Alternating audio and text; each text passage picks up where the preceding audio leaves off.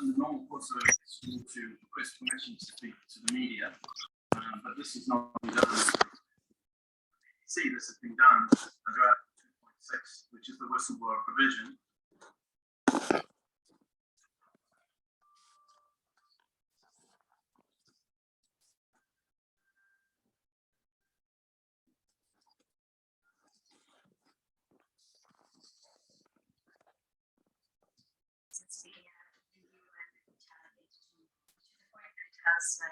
Almost broken me. The idea is to try to discredit the whistleblower.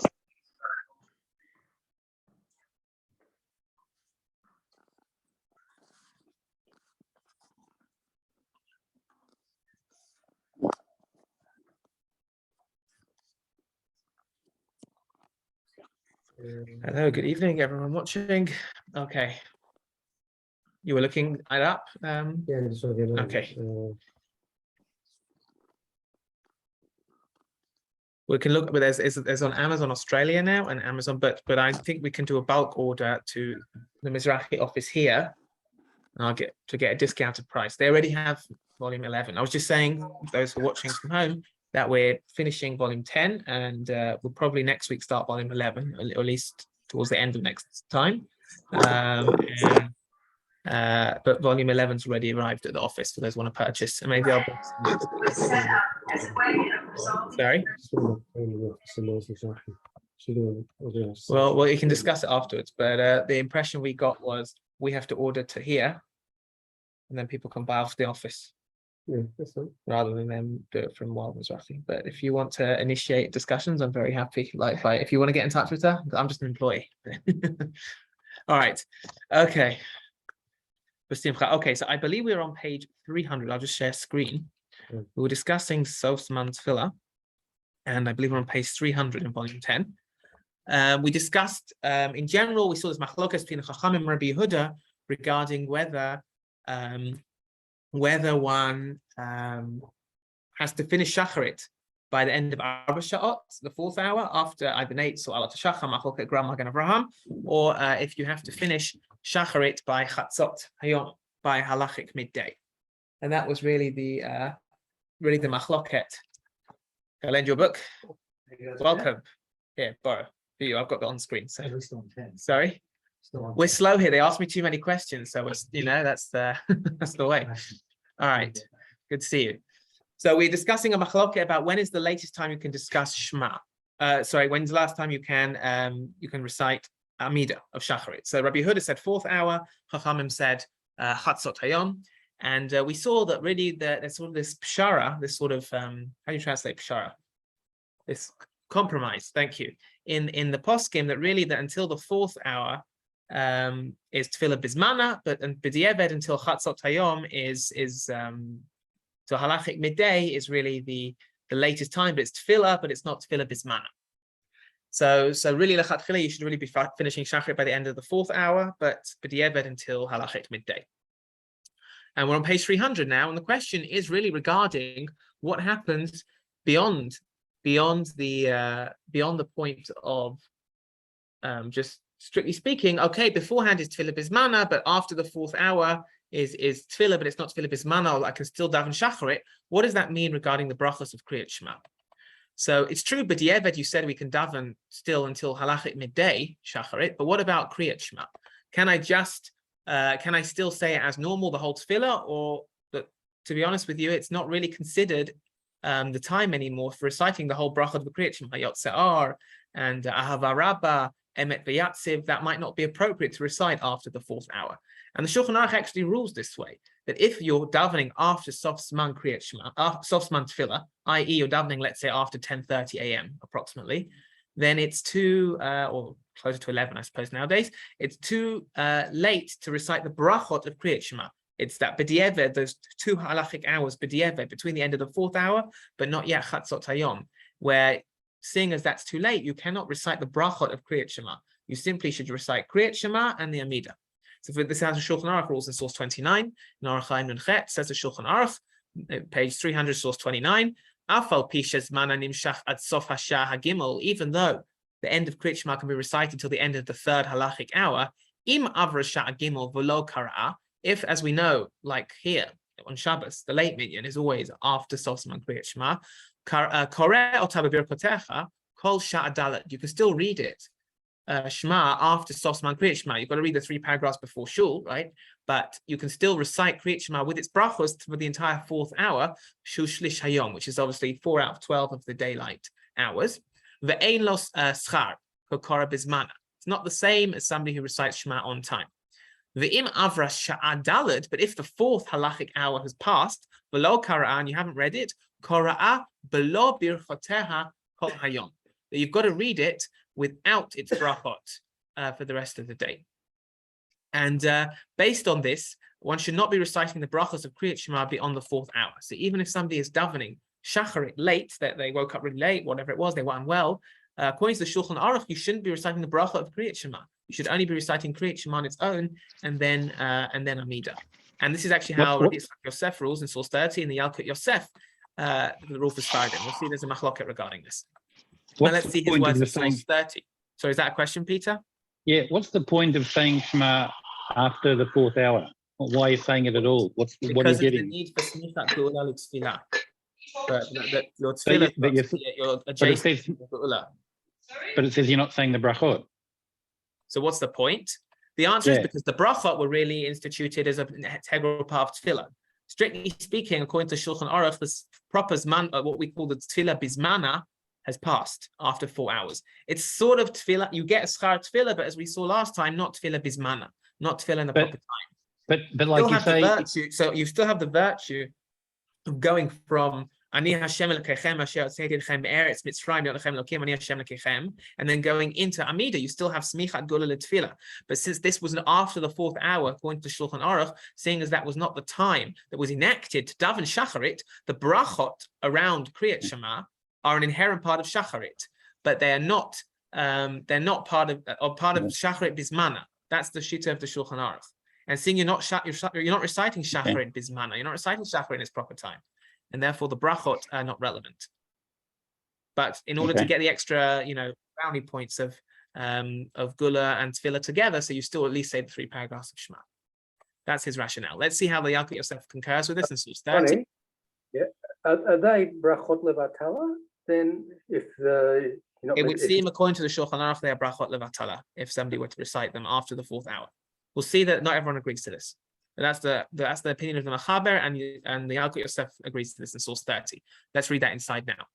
So if you're Sephardi, there you go. Im lo hitpalel shacharit ad she'avru 4 sha'ot mehazricha. If 4 hours have passed since sunrise, and you couldn't help it that you were late, you were delayed in your tefillah, because you were unwell, whatever it was. Also, shagag badavar, it was a mistake, you're uncontrollable, you lost track of time. Rashai lehitpalel tefillat shacharit gam achar 4 sha'ot ad chatzot. As we said, b'di'evad, you can daven shacharit after the 4th hour until halachic midday. Ach lo yivarech birchot kriyat shema. You cannot recite the brachot around kriyat shema. Shezman birchot kriyat shema hu ad daled sha'ot. Because tefillah bismana, and says the Yalkut Yosef, the brachos around kriyat shema is only to the end of the 4th hour. Ella rather, yivarech birchot hashachar. You make the morning brachot, birchot Torah, v'yomam baruch she'ama v'chol psukei zimra. It's fascinating. It allows you to recite baruch she'ama all the psukei zimra v'chen yivarech birchot yishtabach. So it allows you to recite the brachot of baruch she'ama and yishtabach. But afterwards, you have to jump straight to the paragraphs of Shema.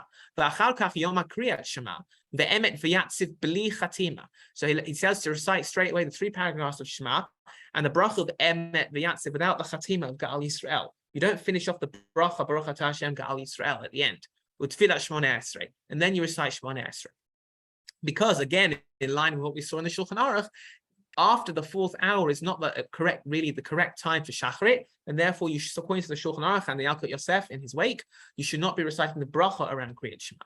V'im hizid badavar, v'hit akev milhit palel ad achar 4 sha'ot. If you deliberately waited to, you're lazy, whatever it was, and for no apparent reason you just delayed your davening till after the 4th halachic hour, yitpalel shmona esrei b'tnai shel nadava. You should do it as on a tnai, right? You should stipulate your tefillah that if this is an adava, it's a voluntary tefillah if it's too late. Again, and that's based on the machlok we saw earlier previously, that if you're really allowed to daven after the 4th hour, it's only a case of somebody who's anus, somebody who couldn't help it, or with b'shogeg, but not somebody who deliberately waited.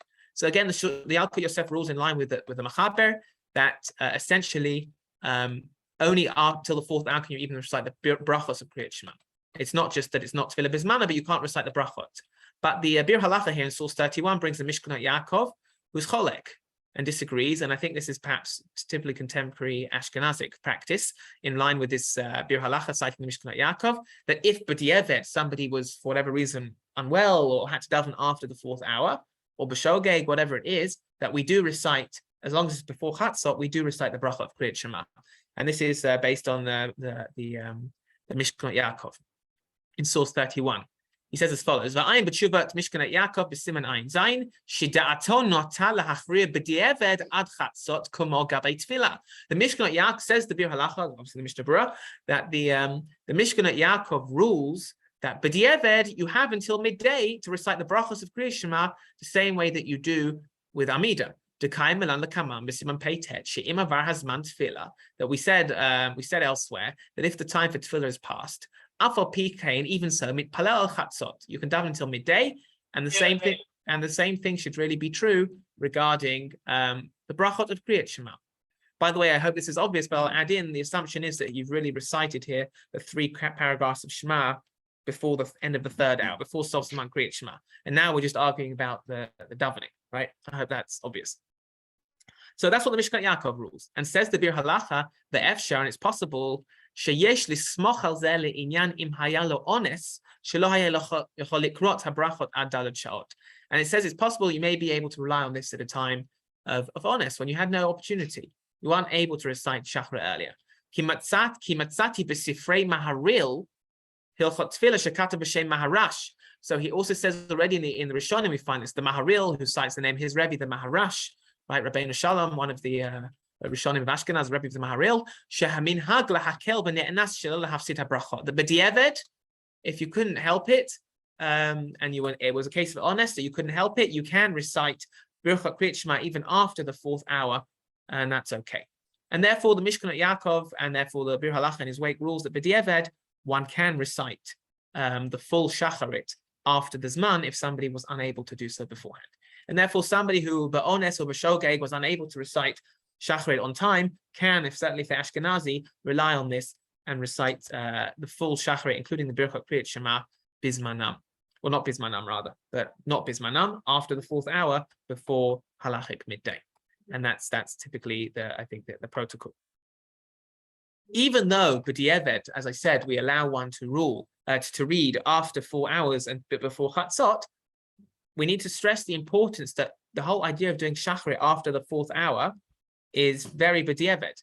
So much so that if somebody has a choice between, I can go to a really late minyan, which is after the 4th hour, or I can daven on my own at home. It's better to daven on my own at home and do tefillah bismana before the end of the 4th hour than to go to a late minyan somewhere. And the same, like I remember, like growing up, so like in England, like certainly in London, like so sof zman tefillah on Shabbos, it can be like 10:15, 10:20. So like depending on the time of year, and then you've got like the youth minions. So like by the time you actually get like 10 guys out of bed for like the equivalent of the B'nai minyan, basically, sometimes you wouldn't really get like, you get Shoch and Ad, you look at your watch, it's like 10:10, and like you can see the time going. But the halacha really is that if Zman Tefillah is going to pass, you should daven b'yechidut rather than wait for a minyan after the Zman Tefillah. And the same thing is also true about talit and tefillin. We know the importance of davening in talit and tefillin, so much so that we prefer even to daven b'yechidut in certainly in tefillin than to daven with a minyan without. But if the Zman is going to pass and you're only going to get hold of talit and tefillin after the sof Zman Tefillah, after the 4th hour, it's better to daven Shacharit without talit and tefillin and put on tefillin later without davening Shacharit than to wait until 11:30 to daven Shacharit, which is after the 4th hour. So even though we've stressed that there's machloket about that you can recite the brachot, it's still b'diavad, very b'diavad, to recite Shacharit after the 4th hour. So let's see how the Piskei Tshuva actually brings these two examples. Yes, sure. One sec, yep. Is this an instruction to the Kahila that they have to say it by then, or is it an instruction to the individual? I think it's instruction for everybody. Sof Zman Tefillah for Shacharit is at the end of the 4th halachic hour. And you want to know what time that is today approximately? I'll tell you. I can even find it. And but it applies to everybody. It's not one rule for the Kahila and another rule for the individual. Sof Zman Tefillah, according to the Gra, is 10:41. The last so any minyan after 10 reaches Amida after 10:41 is after Zman Tefillah. Oh, excellent question. Chazarat Hashatz. There's a debate around Chazarat Hashatz because of its sort of quasi nature. It's one hand it is tefillah, but there's a discussion about it. We'll also see in a minute. There's a discussion about what if I start my tefillah? Like I like to schlep my. I went to yeshiva, so I like to schlep my davening, whatever look from right. So whatever it is, if for like Yom Kippur, where it's a really long davening, what if I start before the Zman, but then it goes into after the Zman? Is it good enough as long as I start my tefillah before the end of the Zman or not? So we'll discuss that as well. What about like Chabad on Shabbat always start at 10 o'clock? I'm sorry, I know I'm in the minority in Melbourne, but I'm not Chabad rabbi. Not every Chabad minyan. Not every Chabad minyan. I know Beit HaRa'eh doesn't, for example. I'm in trouble now. Okay. Yeah. Sorry. I'm in trouble now. Sorry.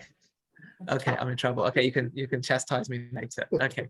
All right. Musakim. Okay. All good. No, but it's a good practical question, Rabbi. I mean, a lot of us daven in for different reasons in a Chabad minyan, for simcha, whatever. So the Shulchan Aruch that I have says you're not allowed. Sorry, the Gemara that I have says you're not allowed to daven lechatchila after the 4th hour. Make sure the functions are in summer.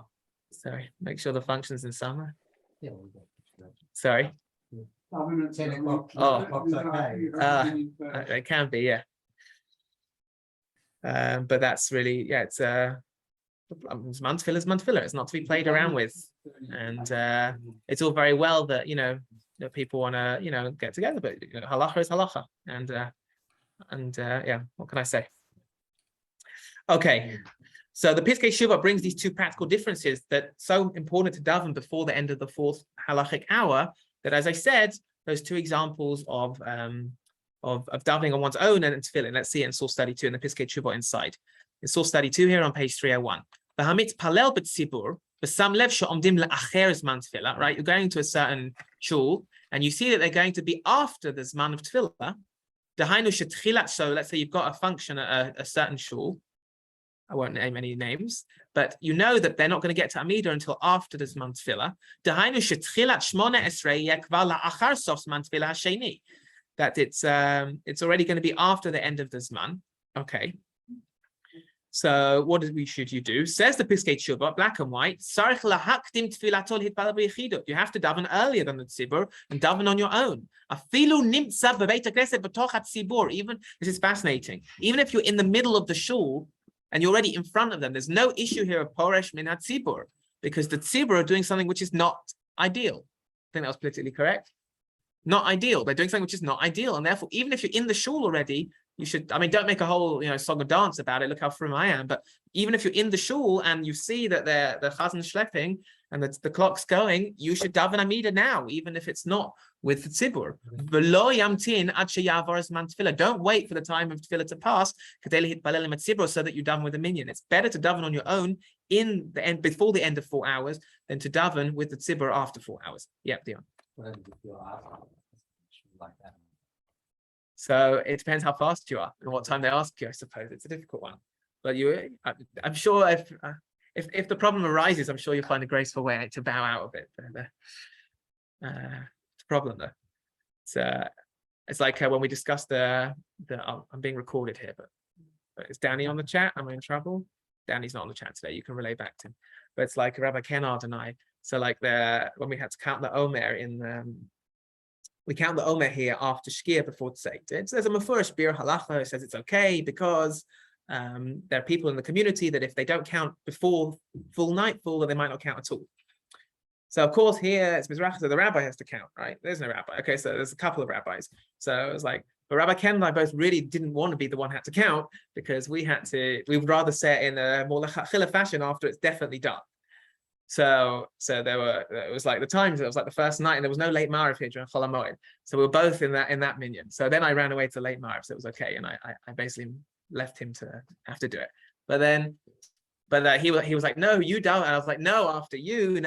So we made a deal that we're like every other day, we'll take it in turn. So each of us will take a hit for the more lenient opinion every other day. So that was like an example of like trying to get out of it, not successfully, but there are elegant ways to deal with it. Okay, so let's to top of page 302. So this is a continuation of Piskei Shuvah, again showing the importance of davening within the Zman. Top of page 302. Umisha machmat honest, due to circumstances beyond one's control. Let's say you're davening very close. You're cutting it fine. You're davening close to sof zman tefillah. Mutav sheyedaleg psukei de zimra. It's better to actually skip over all of psukei de zimra. So another push for the importance of davening, it's best to skip all of Psukei de Zimra entirely. And this perhaps diverges significantly from some of the more Hasidish groups that we have around. Somebody mentioned Chabad, but I think Hasidish groups as well, that they take their time over Psukei de Zimra, but at least our World Mizrachi, I don't know, at least the non-Hasidish way of looking at things is that no, like the halacha is you skip Psukei de Zimra if the Zman is over. If the time's about to pass for Sos Zman Tefillah, you absolutely skip Psukei de Zimra and you start with Bracha V'Yotze or Varei Choshev. If you're going to skip the Zman Tefillah, even if it's going to be before Chatzot, but still it's best to get it within 4 hours. Such is the importance of Sos Zman Tefillah. Uchmoken, and similarly, he says, second paragraph on page 302, Yesh Ladat, it's important to know. Yesh Ladat, right? You should know. As I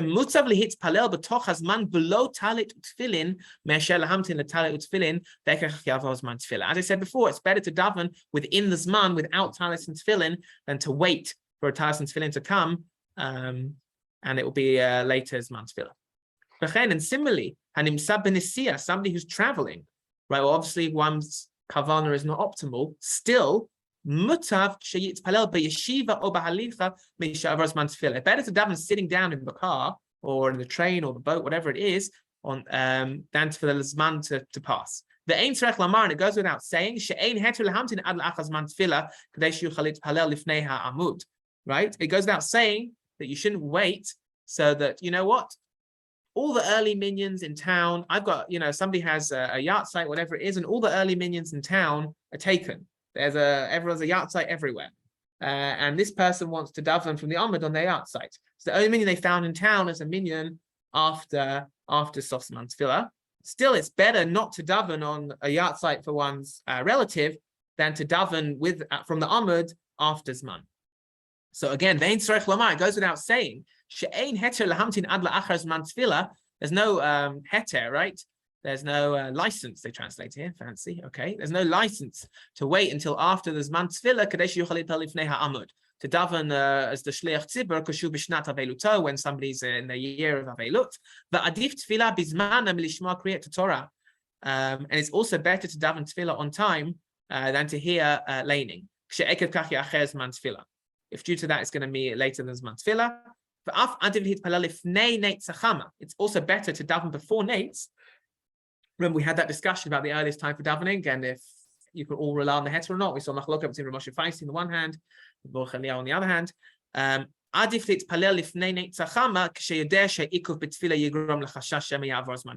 It's also better to daven before nates than to daven after the 4th hour. Okay. So he's very clear about the position of this. And again, it already comes, if we think about what this comes down to, it all comes back to that general question we saw previously, which is that the machloket between Rabbi Yossi and Rabbanon is very clear. They're really talking about what is tefillah bismana. And after the 4th hour, it is tefillah, but you do get schar tefillah, but you don't get schar tefillah bismana. It's not really shacharit. And that's why it's better to daven on time without tefillin. It's better to daven on time without a minyan. It's better not for the covered of somebody who's saying Kaddish for a parent or going from the Amud. It's better to forego all of these things. Better to daven sitting down in a car or on a train or on a boat, whatever it is, than to delay Zman Tefillah. And therefore, the 4th hour is really the Ikar Zman for the last time of davening. And that's really what he stresses here. Okay, so that's about Sof Zman Tefillah. Okay. Let's skip to page 304. You could look at a chart here of different zmanim in New York, but don't think there's too much to add to that beyond what we said. So the question of, okay, Sof Zman Tefillah, what do I have to reach by Sof Zman Tefillah? Is it enough that I start my Amida, like I see the clock's really ticking? Is it enough that I start my Amida by Sof Zman Tefillah, or do I have to finish my entire Amida by Sof Zman Tefillah? Sometimes it can make a big difference, especially like Rosh Hashanah Yom Kippur. So there's those who want to learn out that from the Magen Avraham here in regarding Kiddush Levana, right? You're in a cloudy. I grew up in the cloudy end of the world, where we have our fair share of clouds here. But for us, it was like, in London, like every Kiddush Levana you could get in is like a bonus, because sometimes you just missed it. You go out every night and just like no moon, just clouds, everything. What if the clouds suddenly part and you have a chance to recite the bracha of Kiddush Levana, but before the clouds, like before you have a chance to finish reciting the bracha, the clouds are going to cover up the moon, because the moon's supposed to recite the bracha whilst the moon is totally uncovered. So if the halacha is b'diavad, if the moon starts to be covered, then you don't stop, you continue to recite the bracha. But if you know that you're not going to have time to finish the entire bracha before the moon's covered by the cloud, you're not allowed to recite the bracha. And that's this Magen Avraham here in source 34, Arachayim Tuf Kavav, says as follows in source 34: the im hitchil levarech when it's kasa. You started to recite the bracha over the moon and then it was covered. Go mehabracha, right? It's opinion of the Radbaz. Yeah, he brings the Radbaz. Mashma, this implies, says the Magen Avraham, the ksheyodeh shetit kaseh techef lo yatchil levarech. If you know that there's really a very small gap in the clouds, and you're not going to have a chance to recite the whole bracha of Kiddush Levana before the cloud totally covers, lo yatchil levarech. You're not allowed to recite the bracha. That's what the Magen Avraham rules regarding Kiddush Levana. So they want to extrapolate from that and say the same thing is true by Sof Zman Tefillah. The Sof Zman Tefillah it's not enough just to, it's not just like a hook that you've got to hook the beginning of your tefillah, lasso it on to Zman tefillah, and then whatever you say afterwards, you can say tefillah now for an hour. No, that's not correct. You've got to ligmar, you've got to finish the entire tefillah by the end of the Zman. So the Mishnah Berurah rules in this way in source 35 here. So within the first third of the day, i.e. the end of the fourth hour, you've got to finish the Amida. That's how the Mishnah Berurah rules. Now here in Yabia Omer, Rav Ovadia Yosef wants to say that the logic to extrapolate from or deduce from Kiddush Levana and apply that to here, it's not really a perfect logic, because he says that maybe that applied to Kiddush Levana, whose rules are very strict and very rigid. It's got to be in the presence of the Levana. The moon's got to be there for the entirety of the bracha. But here, in general, we have this concept. The Gemara in Bracha mentions this phrase a lot. That tefillah is rachamei. Tefillah is rachamei. Literally, it's rachamim. Tefillah is mercy. But when the Gemara uses that phrase a lot in the fourth parak of Masechet Brachot, it means that tefillah is more flexible. It's not as rigid. For example, they don't bring it here, but where do we see that the Gemara uses this concept tefillah rachamei? In the question of, you know how we have this concept of tashlumin, right? That you can make up for a tefillah if you miss it by accident, right? By doing the next one twice. So the Gemara that in Brachot Kafvav discusses what happens if I miss mincha. Can I recite Mariv twice? Because unlike if I miss Shacharit, I can recite Mincha twice. But if I miss Mincha, can I recite Mariv twice? Because Mariv's already the next halachic day. So the Gemara there says, do we say it's parallel to Korbanot? A Korban you can't make up for, because Avar's Mano Batel Korbanot. If the time has passed, it's too late to bring the Korban. Or do I say, no, tefillah is different because tefillah rachamei, that tefillah is rachamei, tefillah is rachamim, and therefore it's less rigid and it's more flexible in terms of its boundaries. So that's the argument that Rabbi Ovadia Yosef says here. It's true that regarding Kiddush Levana, that the cloud has got to be, the moon's got to be uncovered for the entirety of the bracha. But the nature of tefillah is that it's rachamei, and that there's certain fluidity and it's less flexibility to the zmanim. And therefore, as long as I start the tefillah, that might be enough. That's what Rav Ovadia argues here in source 36 in the Yabia Omer. He says, Ulam yesh lidchot, you can push off this connection from Kiddush Levana. V'lomar, and you can say, Deshani tefillah derachamehi. Tefillah is different because it's rachameh, it's rachamim. Ulevaish, quoting another Gemara in Brachot, Ulevaish yitpalel adam kol hayom kulo. If only one would daven all day. Idea the virtues of davening tefillah are very important. And therefore, kol hamatchil hitpalel bizman tefillah, anyone who wants to daven zman tefillah, even if the end of the tefillah is beyond the time, that might not be an issue. In other words, if tefillah is rachamei, it's all about rachamim, asking one needs. As long as you literally hooked in the start of your tefillah into the zman, it doesn't matter if you go over the zman. That was a joke, by the way, because if you're over the zman or over the zman, never mind. Okay, all right, but it wasn't deliberate. But if you go over the zman, that's really the point. That it makes, and therefore it's okay. So he disagrees with the Magen Avraham. It's not just the Mishnah Berurah, but it's not just Rav Ovadia who says this. Right? The Aruch HaShulchan also rules this way. The Aruch HaShulchan rules that you can also, as long as you have the beginning of tefillah, it's good enough. And he actually bases this on the following, the Gemara basically, and Tosfot really, on the whole story about Bilam. We cast our minds back to a few parashiot ago, and it seems like a while away, but the Bilam and all his curses on Bnei Yisrael. There's an interesting Gemara there in Brachot, which talks about that. The Gemara in Brachot there talks a lot about Bilam and talks about how Bilam was really able to work out the exact time that God had ka'as, anger, towards Bnei Yisrael, and that was his whole the virtues, I say sarcastically, of Bilam, is that he knew exactly how to what was the right time to curse Bnei Yisrael. So look at the Gemara here in Brachot in source 37, they bring my leman dat tzidkot Hashem. What does it mean that you may know the tzidkot, the righteous acts of God? Amar Rabbi Elazar, says Rabbi Elazar, Amar lehem HaKadosh Baruch Hu Yisrael. Hashem says to Israel, Du'u, know, how many righteous things I did with you. I didn't become angry at all during the days of Bilam the wicked. Because had I got angry at any point during Bilam's lifetime, there will not be a remnant left of Israel surviving. In other words, Bilam would have capitalized on the opportunity, comprehending, God's angry, this is a good chance to curse the people. And therefore, says God, I gave Sidkot Hashem, righteous act, that I didn't get angry and give Bilam the opportunity to capitalize on God's anger.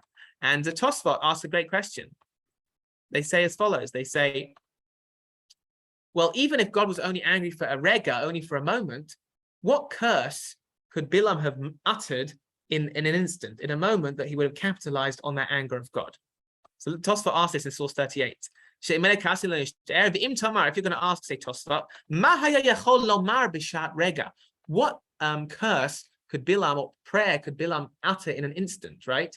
That even if God got angry for a millisecond, what tefillah could Bilam have uttered which would have been to the detriment of Bnei Israel? Yesh lomar, you can answer just simply one word: kalem, destroy them, obliterate them. Right? If he just uttered that one word, so he only needed, it takes half a second to say kalem. If he just said that one word, that would have been enough to attack people. Inami, alternatively, says Tosfot,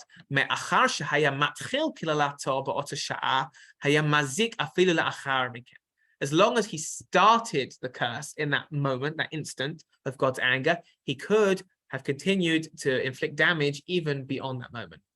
Says the Aruch HaShulchan, what do you see from there? From Bilam, that as long as you chap the beginning of your tefillah in the right zman, it works, right? And therefore, it doesn't matter if the anger of God subsided afterwards. Bilam hooked in the moment, right? It's like I always think of it as like a screenshot that we start out. That's how the Aruch HaShulchan looks at it. That it's like in modern terms, right? Whereas according to Mishnah Berurah, you've got to get the whole file downloaded in time. According to the Aruch HaShulchan, it's not that you've got to get the whole tefillah uploaded or downloaded. You just take a screenshot of that moment, and then it's saved basically. And therefore, that's what Bilam could have done. As long as he chapped that first instant of God's anger, he could have then built upon that. So it says the Aruch HaShulchan, the same thing is true by al tefillot lahavdil. That when it comes to al tefillot, as long as you start in the right zman, it's good enough, even if the zman passes afterwards. And ironically, as I said, he learns it from the story with Bilam. So let's see inside how the Aruch HaShulchan argues this. Inside, in Archan Kufiyot in source 39. Vada, and no, says the Aruch HaShulchan, Sheyesh Misha Omer. There are those that say, we saw in the Magen Avraham and also in the Mishnah Berurah as well, the Kshehasha Overet Yitzpalel Havinenu, right? That if you've only got a very short amount of time until the end of Zman, you should instead daven Havinenu. Havinenu is the tefillah, the quickened, the shortened version of tefillah, which the Gemara brings somebody who's out of time. They're on a journey or they've really got no time. In other words, you have to rush the entirety of tefillah within the Zman. From this it would seem, the sphere that he holds, that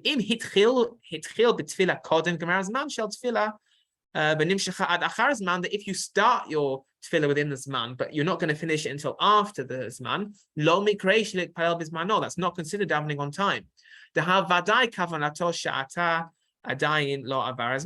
Because his kavana is that the time has not yet passed. Because if that's not the case, because why should he have to daven a shortened tefillah? So he recognizes that Magen Avraham is machmir, that you have to finish the entire tefillah over the page. And therefore, he rules, you should daven a shortened tefillah if you don't have enough time. And the main thing is that you've got to finish your tefillah b'toch hazman, within the time of the zman. But the entire Shmoneh Esrei yishayim achar zman. Whereas if you were to recite the entirety of Shemona Esrei, you'd finish after the time. But as I said, based on that Gemara and that Tosfot, the Aruch HaShulchan himself disagrees. And this is the bold here on page 306. But in my humble opinion, Nirem Tosfot Brachot, it seems from that Tosfot and Brachot that we've all just learned together, the holchin acharat chala, you follow the beginning of the tefillah based on that story with Bilam. The im hitchil bisman tefillah, as long as you started within this man, mikri b'tefillah bisman, it is called tefillah on time. Afal pishim esayim al achar zman, even if one is to finish only after the zman. And therefore, you've got the Magen Avraham Mishnah Berurah on the one hand who are machmir and say you've got to finish the entirety of the Amidah within the zman. But then on the other side, you've also got Rabbi Omer, Rav Yosef, and also the Aruch HaShulchan based on this Tosfot, who are makel and say as long as you start your Shemona Esrei, within the time, you're good. And therefore, one who's stuck and has no opportunity certainly has what to rely on. And certainly, if there's another suffix, if there's another doubt here, for example, you're running into shkia, let's say. So anyway, there's a machloket about when shkia is and how long after shkia you've got. But as long as you start before shkia, you're good. Or certainly the same thing, even if it's before or after the 4th hour, as long as you start before the 4th hour, because anyway, we saw that there's a, between the 4th hour and chatzot anyway is quasi zman tefillah, although it's not tefillah b'zman, it's not optimal. So certainly in those cases, there's room. But obviously the ideal is not to wait for the last moment with any tefillah anyway, but nonetheless, this is the discussion regarding somebody who is stuck at the last moment. Okay. Next section, page 307. Any questions? All good? It's all simple today. Nothing to argue on. Sorry, not yet. Women and zman tefillah. Now you're gonna well, anytime women and there's always going to be an argument, right? Okay. So they bring here the halichot but Yisrael, okay, who talks about again the idea that are women obligated by the same boundaries of having to daven ad sof hashahar revi'it by the end of the 4th halachic hour or not. So in general, we haven't really touched upon, in general, have we, the question of women and tefillah. I think it's in the next volume. There's a big machloket as to how many tefillot women are obligated in a day, right? Ranging from 2 or 3 to some quasi form of tefillah once a day.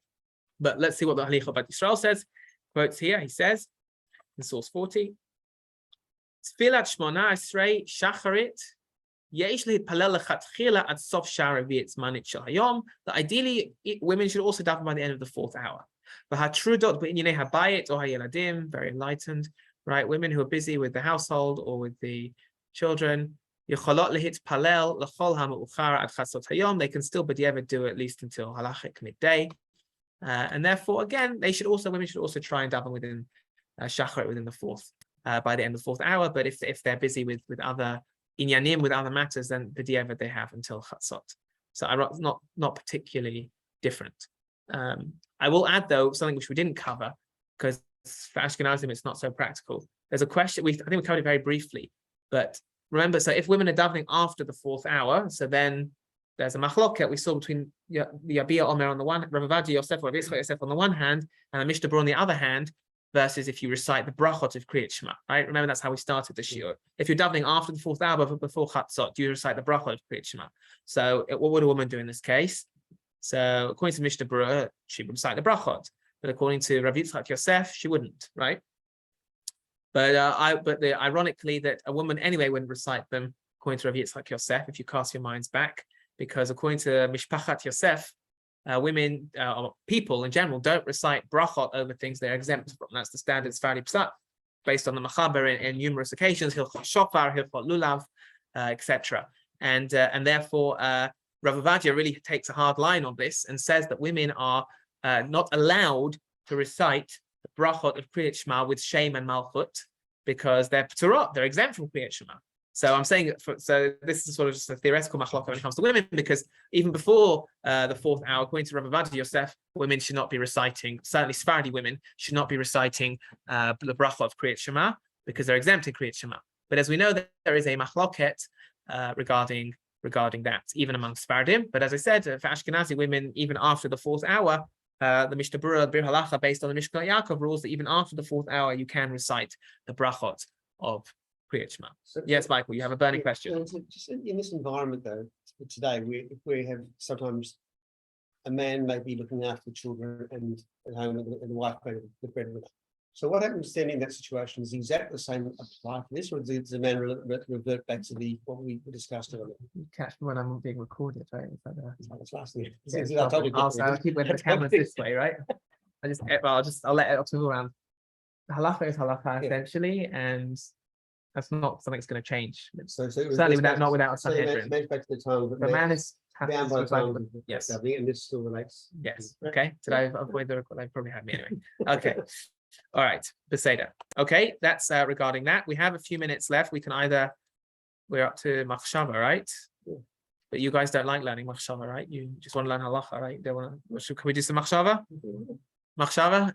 Okay, fine. Let's do some. Sorry. Well, we're not going to finish the next chapter anyway, but we can start it. Okay, since when have you ever let me finish one chapter? I started teaching this Shiur over a year ago in Israel. I don't think I've once got through a chapter. Rav Sulin told me a chapter a week in theory. He told me, but I'm waiting for it to happen. It's in theory. Sorry, It's in theory. right? That was before Zoom, but then okay, all right. Beseda, machshava. Okay, so the Piskei Teshuvot just in general gives us it's machshava, but I think this paragraph is more musa. It's just about the importance of davening tefillah on time. Now, mind, it's important to realize that what he quotes here is not just tefillah on time, but this is even assuming tefillah is going to be on time. Like everyone assuming that we're not going to some 10:30 million somewhere down the street, that we're all talking about that tefillah is going to be bisman, but just in terms of what tefillah we go to. And our seder, as we said in Hebrew, our seder difiyot, our priorities. What is our priority? When we look at our seder hayom, when we look at organizing our day, does tefillah take a central part in how we organize our day? Or is it like, okay, I won't go to this minyan, I'll go to the next minyan. I'll go to the next one, I'll catch the next one. You know, is it like train? I'll catch the next train, whatever it is, I'll hop the next minyan. Or is tefillah something which is more central? And not something which is like, okay, I'll get the next one. So let's have a look at what the musar and assume we take the train at all, right? The metaphorical train of tefillah, right? So let's just see what I will call it the more chizuk that the Piskei Teshuvot has to recite here in source 41 on page 308. But al hamazalzel, it starts off a bit strong. That's okay. The hamazalzel bisman tefillah, regarding somebody who makes fun or mockery at the time of tefillah. Okay. So it's important. People were saying before about different places and different minyanim, but he's very strong about his opinion. One who makes fun of the zmanim of tefillah. Amru b'Gemara, they say in the Gemara, she'alav hakatuv omer, regarding such a person, the Torah says in the pasuk in Tzfanya, nogei b'moed asafti mimcha. Over Rashi explains, what does it mean? It means machmat sheheviru moedei tefilot yu nogim v'asufim v'chalim.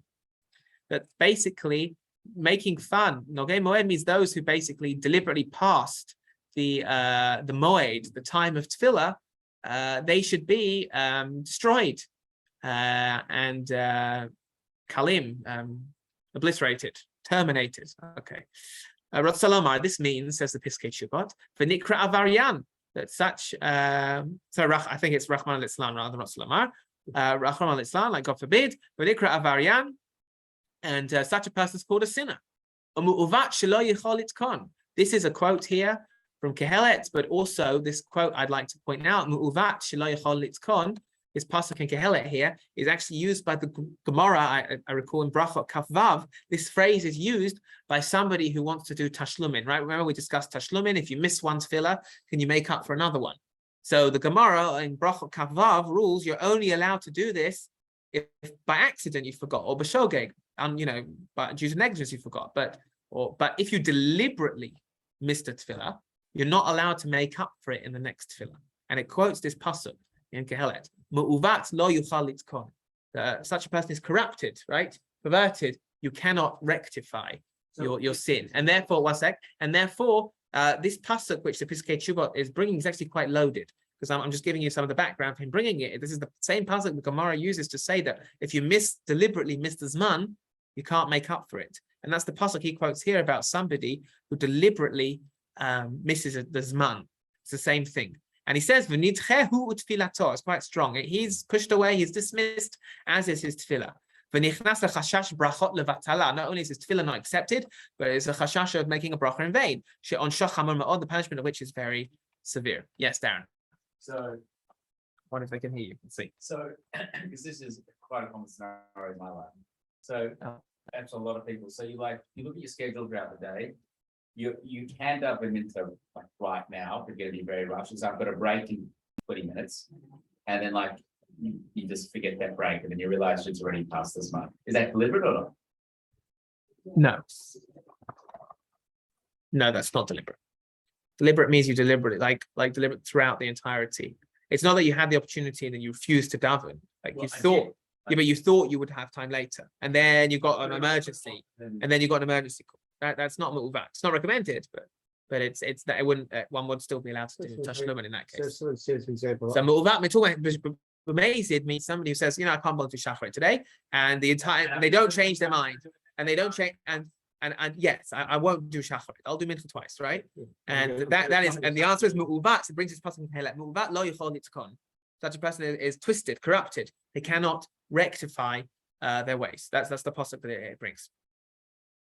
Yeah, were you going to ask a question? I was just saying, so someone said, I'm going out tonight, I won't have time for Mario, so I'll have to teach one lesson as a shepherd, because I know I'm going to be out tonight, I haven't got time for it, so. So it doesn't work. The priority of.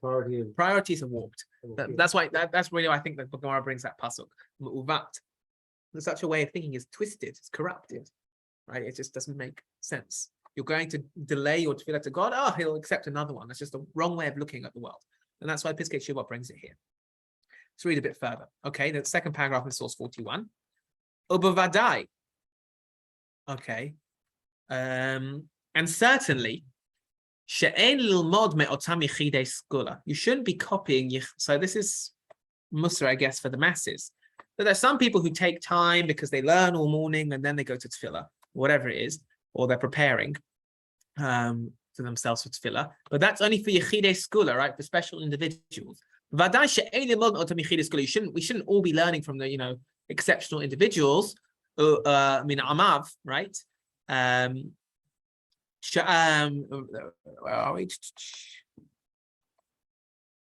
Where is this? The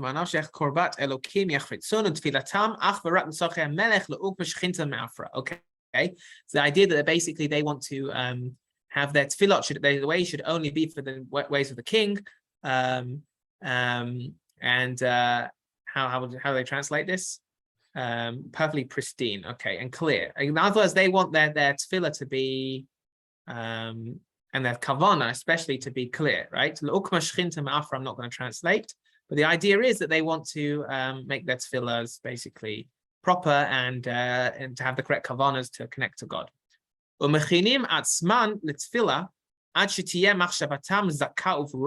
They want to prepare themselves for tefillah so much that their hearts, that their thoughts are pure and clear. They understand they're standing before HaKadosh Baruch Hu. So there are some people who take time. They recite, they delay their tefillah because they recite a really careful Pesukei Zimra, or they take extra time before davening to meditate before they go to davening. But that is for Yechidei Skula. It's not for everyone. But these people sometimes because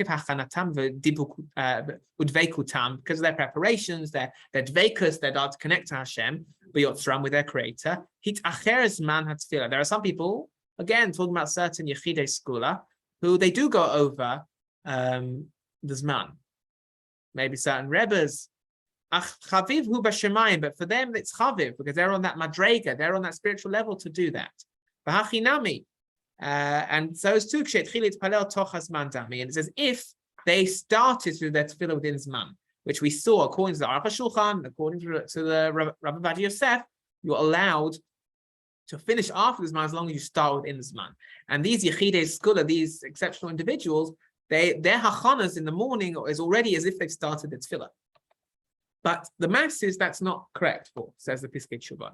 He says, Avaladidan, for us, right, for the masses, en shum heter, there's no dispensation to do such a thing. For limit schut, or to find an excuse to allow it. The zalzal bizman tefillah, to make a mockery of the time for davening. Ukshemotsim adam yashen ha'alul achar zman tefillah. You see, I don't know, something, a kid or like in your household or whatever it is, a family member or a friend, whatever it is, who's sleeping and is going to miss the zman. Mitzvah lahakitzo. It's a mitzvah to wake them up. Elen ken cholehu, unless he's sick. But you have to wake them up to not miss this man. Right? There's good mussar for all of us. It's right. The Gedolim throughout the generations talk about the importance of going to bed on time to make sure one wakes up in the morning to daven appropriately, with a calm, sound mind, within the Zman. Somebody who deliberately, they're surfing, I don't know, YouTube or Facebook, whatever, until the early hours of the morning. As a result, they're going to wake up late the next day and be late for the Zman of Tefillah. By waking up late, it's equivalent to the halachic category of somebody who starts something with pshia, with negligence, And then they're but honest, it's as if they couldn't help it. They could help it. Had they gone to bed at a sound hour, a normal time, then they would have woken up on time. She'ein zeh begeder honest klal. Such a person who puts themselves in that situation is not under the category of honest, somebody that was beyond their control at all. This is the musar, heavy musar that the Piskei Teshuvot is giving us here. So the yeah. question then is, so the person who wakes up somebody in this case is not guilty of stealing their slave. It's the mitzvah. No, because that person's machuyev, they're obligated into it. So yes, that's what we're going on. That's why he also stipulated elam ken cholehu, right? Somebody who's choler is sick, so they're patur, so it wouldn't apply to them. But that's really the musar that he gives about the importance of this. And he was talking about also people who daven early start with this month. How much more so people who are going to daven after this month. Okay, so we see some heavy things here just again, but again, just to summarize, the idea of tefillah bismano is an important one. We saw the importance that even if you only get tefillin or a minyan after Zman, it's better to daven within the Zman. We also saw that other things like even if you're going to daven, somebody wants to daven from the Amud because they have a yahrzeit or they have a chiyuv or whatever, for the year of Avelut, whatever it is, it's still better to daven bisman than to get that extra perk, and it's better to daven even b'nesiyah while traveling rather than to daven after the Zman and not traveling. And then we saw again the machloket regarding what has to be by the end of tefillah. So what has to be within the Zman? Does it have to be the entirety of tefillah, which is also the psak of the Magen Avraham and Mishnah Berurah?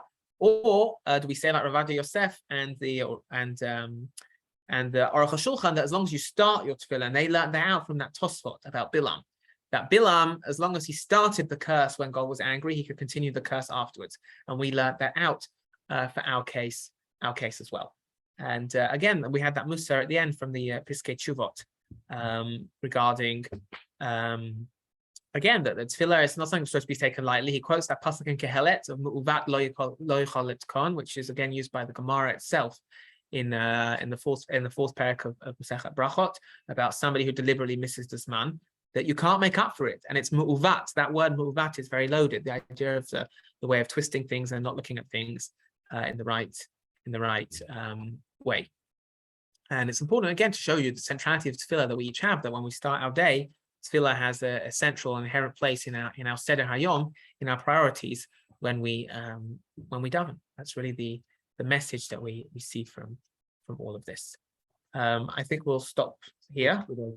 Sorry. Good ad for 7 a.m. minyan. Yeah, I'll be there tomorrow, but Hashem. And yeah, and for anyone else who wants to, I'll just remind you, we have Rav Levi Cooper is arriving in town tomorrow. So there's a lunch and learn tomorrow, and there's lunch on Thursday. He's also going to be giving shiurim at 8:30 tomorrow night and Thursday night. So it'll be lovely to have some of the community come and welcome him to Melbourne and to hear him give shiur tomorrow night and Thursday night, as well as the lunch and learns. And he'll be with us for Shabbat as well. So we've got Rav Ramon as well. So we've got the double whammy for Shabbat. So. Is there a Zoom option? Sorry? Is there a Zoom option for the communal shiurim? Not for night, no. Definitely not for night. Maybe tomorrow if I remember to bring my computer. I'll open the Zoom tomorrow, but tomorrow's lunch and learn. But no, it's in-person shiurim. Yeah. And hope people can make it. Shakoach. Good to see you all. Good to see. Good turnout in the room. Good turnout on Zoom. Shakoach. Yeah. Go ahead.